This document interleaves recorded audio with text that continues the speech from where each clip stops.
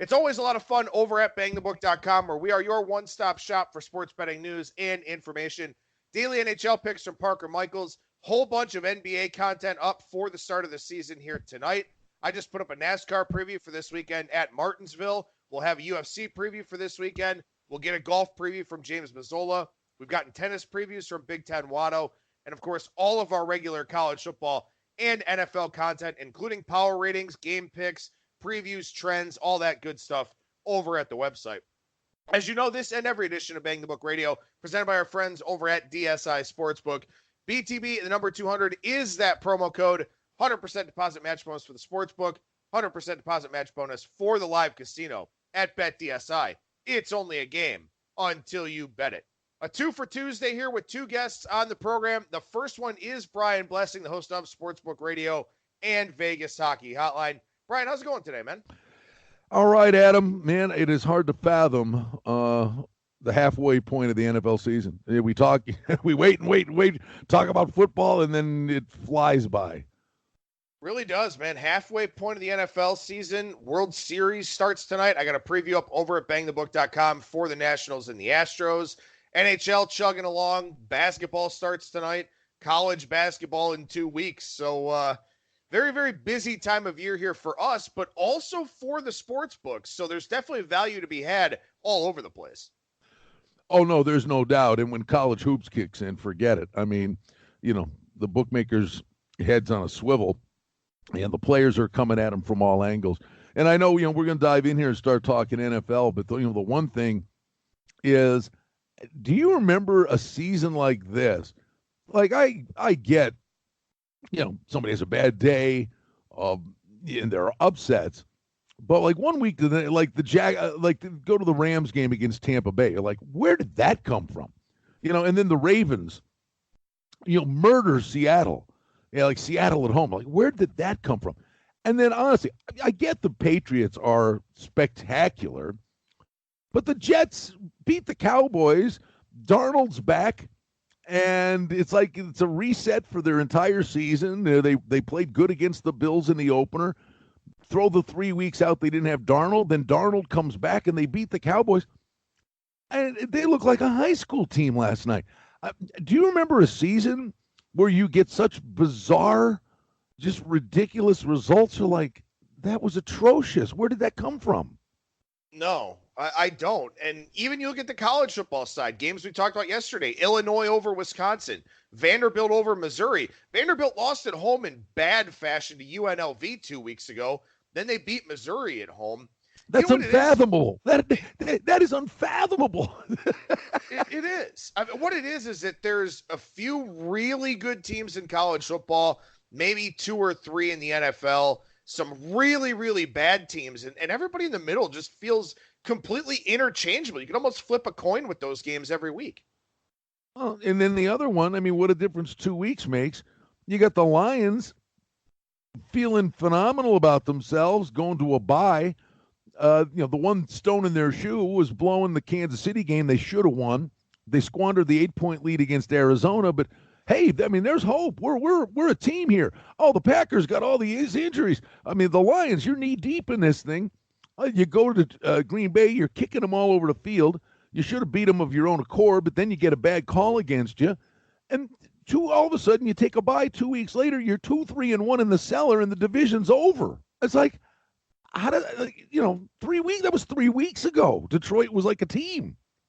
Yeah, and then you've got Kirk Cousins, who, I mean, he threw some of the worst interceptions I've ever seen in that Green Bay game a few weeks ago. Now he's been dropping dimes for 2 or 3 straight weeks. It's unbelievable, the inconsistency from week to week, and it does make it really, really difficult from a betting standpoint. Now, I will say this, as we look ahead to week 8 here in the NFL, this Thursday night game, we've got a very consistent Minnesota team, and we've got a consistently bad Washington team. But, man, the number of double-digit spreads we've already had this season, we've got 4 of them here this week, all 13 or higher. I mean, what do you do with a Thursday night game where it's a short week for both teams, and one of them's a 15.5-point favorite because the other team is just abhorrently bad? Well, I would throw the cautionary tale out to you, and I'm looking real quick. Maybe it was week 3 last year. The Bills had gotten off to a ridiculous 47-3 or whatever it was, butt whooping at the hands of the Ravens. They went into Minnesota last year. So, I mean, it ties in here. The Bills beat the Vikings last year 27-6, and if I'm not mistaken, they were catching like 15, 16 points last year and walked in there and beat them 27-6. You go broke laying double digits in the NFL. I mean, we saw the Dolphins. They had a real chance to beat the Bills this week. Things are going great for Minnesota, but I don't think the Redskin game's a complete throwout. I mean, that was ridiculous, just the monsoon and the field conditions they were playing in. So that's kind of a throwaway. They beat the Dolphins, and then the Niners actually shot themselves more on the foot than the Redskins did in that last game. I mean, everything points to Minnesota, but Thielen's not there. You got to show up. I mean, you can make all the jokes you want about the Dolphins and historically bad teams, but every dog has its day.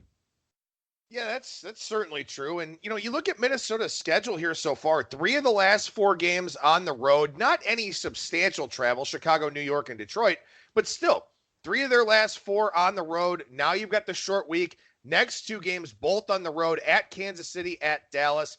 Obviously, the Kansas City game looks a little bit different here with the injury to Patrick Mahomes. But this is a Vikings team that doesn't have its bye until week 12. So a lot of road games here before the bye. They've already played their 3 division road games so far. So you kind of wonder if maybe this is a little bit of a flat spot. On the other hand, Kirk Cousins playing his former team, that should keep him plenty engaged. Case Keenum doing the same thing. So there's a lot of intrigue here to this game, even though we've got a 16-point favorite. It's funny. Would you say the Vikings, when you say the good teams in the league, the Vikings sit at 5-2, but I don't think a lot of people think much of them or give them a lot of credit. I know we did our stuff in the summer months, and I remember saying to you, if Cook can stay healthy, and then the real nice thing is they got this Madison kid who's kind of right there with them. They got a 2-headed monster running the ball, and said if Cook can stay healthy, Minnesota's a real threat in the division. And then Cousins got to protect himself from being Cousins with the goofball throws on occasion. And he's done a better job of that in recent weeks. But these guys are sitting here at 5-2. And I think this is a team that is built to do a little bit of damage here because of the running game. Yeah, I think so too. And I think the problem, and this is a problem with everybody. A lot of people talking last night about the Patriots shutting out the Jets, saying, who have the Patriots played? And I get that. That's certainly true to a degree. Buffalo is really the only very good team that they've played. You get the Vikings here. You think that week 1 win over Atlanta is impressive. Atlanta's a complete mess right now. Dan Quinn is a dead man walking. They beat the Raiders, who look good one week, look bad the next week. Lost by 10 to the Bears, who, we just saw the Bears not play very well against the Saints again. Beat the Giants on the road. Giants aren't any good. I thought the Eagles win, 2 weeks ago was a good win. Then we saw what the Eagles did last week, and now I don't know what that win means. I know. Then the win here over Detroit. That's the problem here, is that you look at all these teams and you can say with every one of them, well, who have they beaten? Because so many teams are just so up and down. The NFL's brutal. I mean, it's brutal with confidence, I guess is the point. I mean, we go back to the Bills for a half second and just say, okay, the last 4 times they've played the Patriots, they have throttled Brady. They have held them in check, and then they can't do anything offensively against New England. But the game this year, New England wins the game with a blocked punt. But the Bills completely shut down Brady, and then you come back a couple of weeks later, and we're talking about what a terrific defense this is, and Ryan Fitzpatrick goes up and down the field on them. You know what I'm saying? It's like one week to the next. Do guys take teams lightly? You got to go out and execute. There's nothing. You got to go out there, and so now we're playing Dr. Phil every week, trying to get between the ears of these guys. Yeah, it's very true. And, we moved to that Bills game here, and I did want to make sure I talked about this one with you because I think this is a fascinating line. This line implies that Philadelphia, coming off of a disastrous, display on Sunday Night Football, would be a neutral site favorite over Buffalo. The Bills are only anywhere from 1.5 to 2.5 out there market wide. Pinnacle has the 2.5. 1.5's just kind of spread all over the place. This is a line that I will readily admit I don't fully understand. I mean, I had Buffalo in the Super Contest last week as a 17-point favorite. They never had a prayer to cover that one. Only beat the Titans by 7. The Titans are very up and down too. Philadelphia has talent, but they're 3-4 because of injuries and because that talent just hasn't really played particularly well. You've got maybe some infighting in the locker room, some people questioning Doug Peterson. I don't get this line. Do you? Well, know that the advanced lines that are out there before the season started, Philly was a 3-point favorite on the road. I mean, so it's a big swing in that regard. But I think a function of this is that Buffalo had a pedestrian effort against Miami. Then Philly, probably the worst thing that could happen to Buffalo is that Philly is a desperate football team coming in here now. They got to stay within a game of the Cowboys and set up the rematch down the road.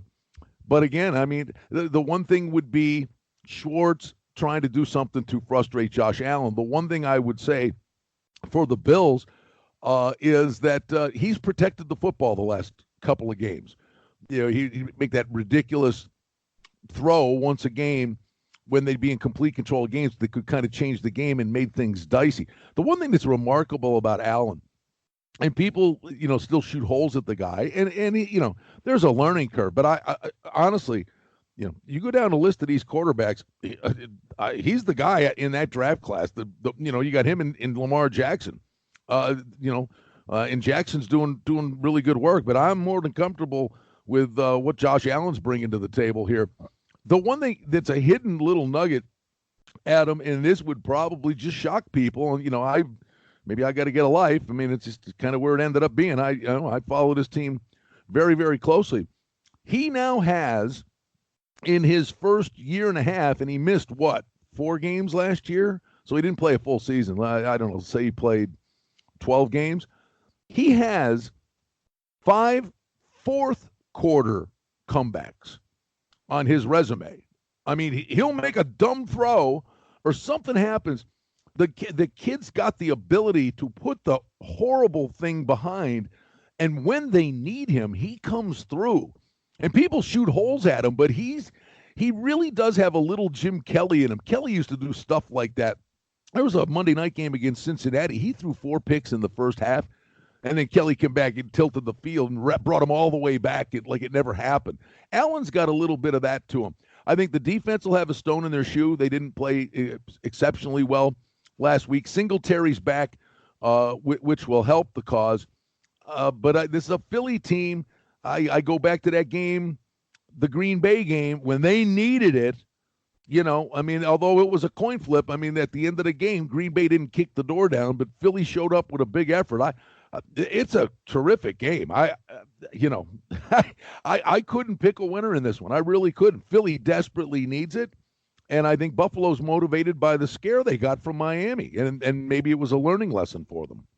Well, and something I'm kind of interested to see here with the Eagles over the next 2 weeks. And again, like I said, this line still implies some respect for Philadelphia out there in the investment community. But we've seen this Eagles secondary get completely picked apart in multiple games here so far this season, especially the last 2. Cousins did it to him, and then Prescott and the Cowboys did it to him last week, as it looked like Kellen Moore had some more control over the offense finally. The Bills aren't really the type of team to go and pick apart an opposing secondary, and Chicago definitely isn't in Week 9. So maybe these are a couple of get-right spots for the Philadelphia defense, maybe provide some false value as they play New England in Week 11 and Seattle in Week 12. But that's something I'm interested to see here is, if Buffalo and furthermore, especially if Chicago are able to do damage against this Philadelphia secondary, they become unbettable to me at that point.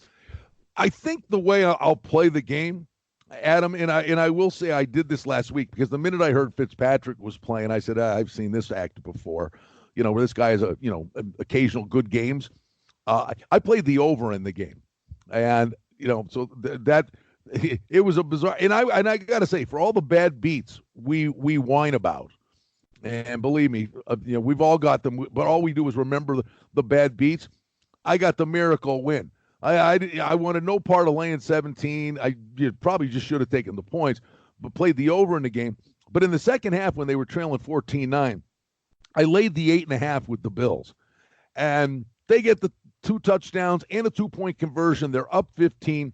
And then Fitzpatrick makes an incredible play, steps out of a sack, and runs from the 20 in for a touchdown with 1:50 to go in the game. And, of course, now it's an 8-point spread. Second half bet's toast. And then the Bills return the onside kick for the touchdown. So all we do is remember the bad beats, but rest assured there are 2 sides to a coin. I got the miracle win last week on a second half bet with a return of a kick, an onside kick, which happens, once every decade? Yeah, well, I could use some of those miracle wins here this football season. It'd be nice to get a couple of those in my corner. But one more game we want to talk about here on the NFL side, and I think that this one's pretty interesting here. The Browns and the Patriots. I mean, look, I talked about this coming into last week. The Patriots defense is a regression candidate. I mean, what they are doing is absolutely historic. They're got 15 interceptions against 1 passing touchdown allowed or some insane number like that. And we know that Baker Mayfield has had big problems taking care of the football for the Browns here. The Browns are a 13-point underdog at Foxborough coming out of a bye. I mean, is this a sucker bet to take Cleveland? I'm trying to wrap my head around what you said, that the way you said it makes complete sense. But are the Patriots, or is the Patriots defense really going to regress? There's something about Belichick, in all the reasons that this guy's the best by a country mile, is okay. I mean, Brady's getting older. They need Brady. Brady can come through.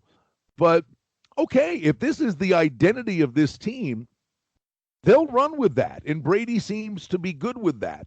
And I think, they take one game at a time better than anybody. They're not perfect, but I think they are more than embracing the fact that this is a defense that's putting up historic numbers. What have they given up? I maybe I'm missing one somewhere, but the Bills got a touchdown against them. But was it the last few games of last year they didn't give up a touchdown, and then they took that right? How many touchdowns have they given up this year? Is it 2? In terms of offensive touchdowns, 3. 1 passing and 2 rushing. That's insanity. 1 passing touchdown. They have 18 interceptions.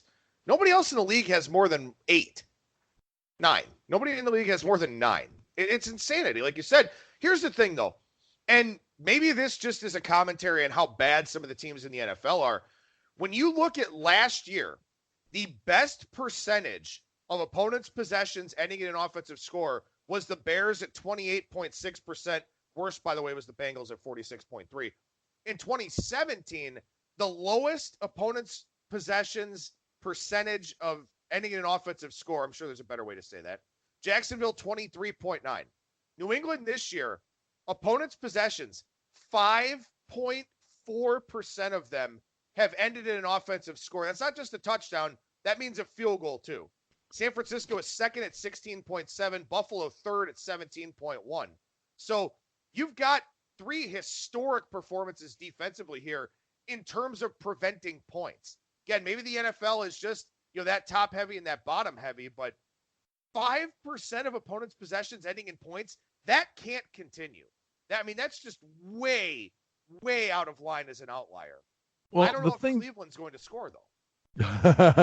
Well, the thing that's nuts is when you said the 18 INTs and stuff, some of these defenses that put up ridiculous stats like that are teams that have that bend but don't break, and also teams will move the ball between the 20s on them, and you get in the red zone and they hold teams to field goals. New England's got a piece of that, but the bottom line is they're creating, and this is the terrifying combination, is they are creating a pass rush every week, and special teams, they've had 2 blocked, I know this for a fact, they've had 2 blocked punts for touchdowns this year. They not only win the field position battle, they are murdering teams in the field position battle. And oh, by the way, you're giving Tom Brady a short field with which to work. How do you beat that? I don't know. I don't know how you beat that. And I don't think the Browns are going to. I think there's a chance the Browns could cover here this weekend. I don't know if I'm going to take it and step in front of this Patriots train like I did last night. But, again, something very interesting to look at there. Well, I'll ask you this. Let's just go on the premise that this defense has another great game. The question is, in the bye, and what have you seen from the Browns defense to this point in the season? Are they flawed, or is this a defense that can step up to the plate with a good effort? You're right. I mean, Patriots numbers are inflated. I think you got to look at the total when you're talking about these guys. I think at first blush, I'd look at under 46.5. Yeah, I'm not sure because, you've had major secondary injuries for the Browns all year long, and they should be healthy. They should get Denzel Ward and Greedy Williams back for this one. That will help them tremendously. But in 7 games, the Patriots have allowed 11 sacks. And we know that the best element of the Browns defense is that pass rush with Myles Garrett and Olivier Vernon. So if they don't get there, what happens to this defense? Are they going to be able to cover in space? Are they going to be able to take away, the running back in the passing game, the quick slants, the crossing routes, all that type of stuff? I think the Browns are a little bit weak in terms of pass coverage at linebackers. So that's what worries me for them. Secondary should be healthier. They've had games where all 4 starting defensive backs have been out. So I agree. I think maybe the under would be the way that you look here. The concern, of course, is does Baker put the defense in bad spots? Because he's just, he's got to quit turning the football over. I mean, I know that a lot of these things are hitting receivers' hands and whatnot, but ball placement is also a skill. And I've mentioned that before here on the show, that if you throw it behind a receiver, I don't put that on him if it hits his hands. That's on you for not putting the ball where it needs to be. Does he fix that this week? I don't know, but I will say this. The Patriots in 7 games are plus 175 in point differential, which is just insanity. Adam, one more thing about the Patriots, which I think is pretty remarkable and maybe flies under the radar a little bit, is Belichick is known for taking the opposition's best player away. And you think of the numbers that this defense are putting up, what it may be is, okay, they're playing the Browns this week. Well, if you say Beckham's their big weapon, well, he's throwing Stephen Gilmore on him. And arguably the best cornerback in football. He's the guy on an island. So honestly, now Belichick, what he's doing, okay, Gilmore, you're on the other team's best wide receiver, and then he goes and takes the other best player away. So we always say he takes the best player away, but Gilmore affords them the opportunity to really take 2 big chunks of the offense away. Yeah, and we'll see. I mean, the Browns have at times used OBJ as a focal point of the offense. At other times, they've used him as a decoy. So we'll see. I mean, they've had extra time to prepare for this. Maybe Freddie Kitchens and Todd Monken can figure it out. But again, some big questions here for the Browns this week against the Patriots. We transition over to the NHL side of things here, Brian. And you and I actually talked about this last week when we were kind of discussing some different things, not on the show, but off air when you and I were talking on the phone. San Jose and Buffalo tonight. And for whatever reason, and through all the player changes, all the coaching changes, all the everything. Tank seasons. Yeah. San Jose just, for whatever reason, can't win in Buffalo. Sabres 18-2-1 all time against San Jose at home. San Jose can't beat them in San Jose. Yeah. I don't even know why. They only play once a year. They don't know each other. It's crazy. There are 2 things that go on here. The Sabres just come back from their road trip. 2 games a year. They only see them twice a year. This is going on for a decade. I said this on my hockey show last week before the Ducks game. A guy, Mike Palm from Circus Sports, asked me on the air. He goes, "Oh, what do you think of the Ducks game tonight?" I said, "I'm scared. I mean, Gibson's playing great." I said, "The one thing I tell you will happen, and I can't even tell you why, is there'll be brawls tonight." The Sabres in Anaheim hate each other for a decade. The 2 games they play are fight-filled. Anaheim punched Buffalo in the mouth and beat them. Then Buffalo went up to San Jose and won. And the crazy thing is, Well, they played L.A. in one, then went to San Jose in one. So the Sabres, only that one regulation loss came at the hands of Anaheim, but they responded to getting punched in the mouth, which was encouraging. But Carter Hutton's sitting on back-to-back shutouts. He shuts out the Kings, and they go up to San Jose, and Kruger plays Allmark. And the Sabres beat the Sharks up there. Now they're flying back to Buffalo, a rare home and home with a Western Conference team. Buffalo just beat them in their barn, and now they're sitting at home, and they're throwing Carter Hutton at them, who's off back-to-back shutouts. And the game is a pick? I mean, this is why I love hockey. So, San Jose can win tonight, sure.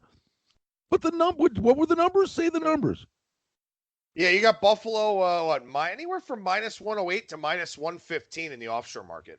Yeah, but what's the record? You had the numbers. 18-2-1 in Buffalo. All right, they're 18-2-1 in Buffalo, playing a goalie that's off back-to-back shutouts, who's fresh as a daisy. They're 7-1-1, and it's a pick or minus what? How is this number not $1.30, $1.40? I don't know. I mean, San Jose has looked a little bit better after their just awful start to the season, but still, I mean, it's crazy. We'll see what happens here in this one. And in fact, this line's come down a little bit. In some places, it opened minus 117, minus 120 in that range. So some people may be looking to fade the hot start for Buffalo. We'll see how that works out for them tonight. Anything else kind of on your mind, on your card here for Tuesday night in the NHL? I think Washington and Calgary, for whatever reason, Holtby has really, really been struggling out of the gate here. And Washington starting a road trip. And real quick, looking at Washington, they are on a dead run, 4 consecutive games over the total. And now they're starting actually second game of a road trip here. They won 5-3 at Chicago. Holtby, his goals against is a nightmare. And, you got Ovechkin on the power play. And, Leonard has been good for the Blackhawks. They put a 5 spot up on Chicago. I like the over in that game. Speaking of Chicago, Vegas in Chicago here tonight, back-to-back with travel. They got blown out last night in Philadelphia, 6-2.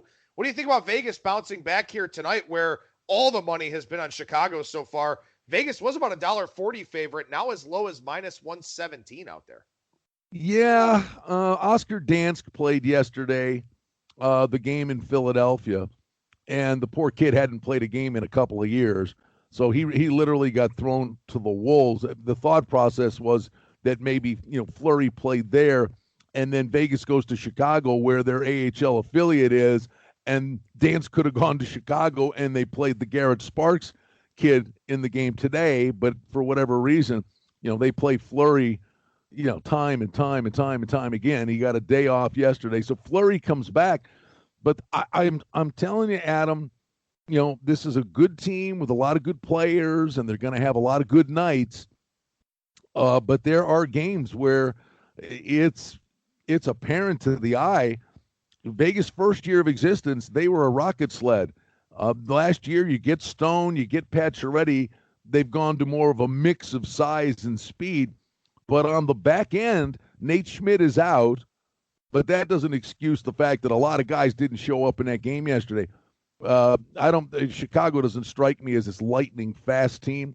But there are a lot of nights where Vegas teams are out skating them. And they're going to win a lot of games because they got a lot of high-end talent. But they got to shore things up in their own end. It's Jekyll and Hyde at the moment. I'll throw out one that I like here for tonight. I like the Red Wings getting plus money at home tonight against Vancouver. Vancouver playing a 4th road game in 6 days, 5th game in 8 days. Detroit well rested, 3 days off, and Detroit got smoked last week in Vancouver 5-1. So I like Detroit to get a revenge win here tonight over a tired Vancouver team. So we'll see how that one plays out here tonight in pucks. But one last item of business to chat about here, Brian, and I don't know how much we'll actually have on this one, but we can talk about it anyway.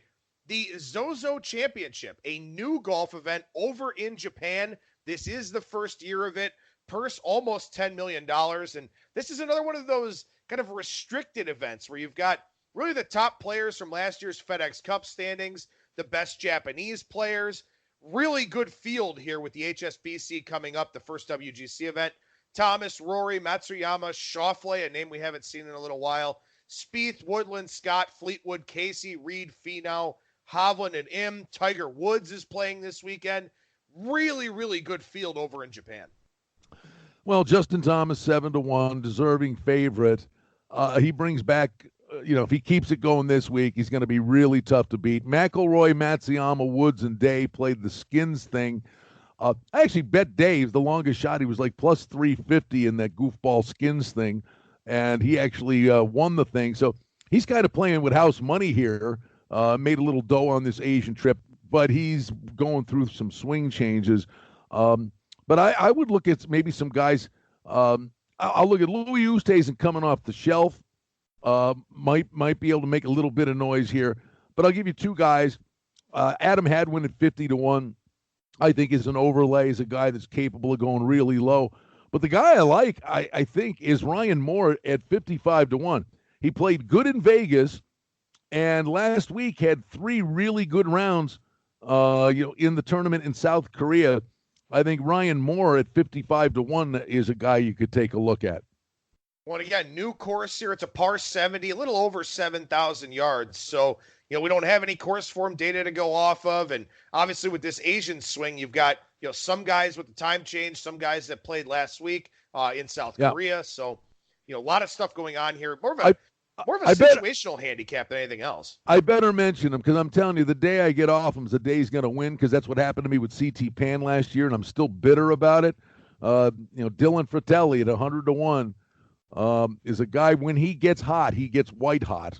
And, last week he never got rolling, but he's been in really good form. Now, maybe that form cycle's done, but I'll give Fratelli one more kick at the can at 100-1. Brian Blessing, the host of Sportsbook Radio and Vegas Hockey Hotline. Brian, how can people check out those 2 shows of yours? You can get them live, kshp.com, noon to 2 Pacific, Sportsbook Radio, noon to 1 with the top sportsbook directors here in Vegas. We have great fun with that.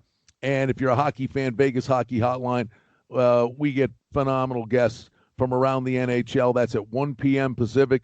Today, Eddie Olczyk will be on with us from NBC, and that'd be a little, try to make the hockey fans a little money here. We'll talk about the Golden Knights and the Blackhawks today, but we'll also pick Eddie's brain a little bit.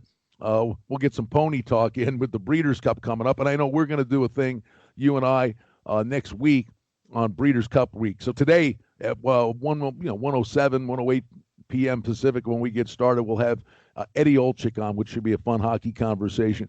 And you can follow me on Twitter at Brian Blessing. I tweet out the shows every day, and they are archived at sportsbookradio.com. And we'll be getting some videos up for you at Bang the Book too, bud. Yep, man. Sounds good. Appreciate your time as always. Again, that's Brian Blessing from Sportsbook Radio and Vegas Hockey Hotline at Brian Blessing on Twitter. Talk to you again next week, Brian. Have a great day, Adam.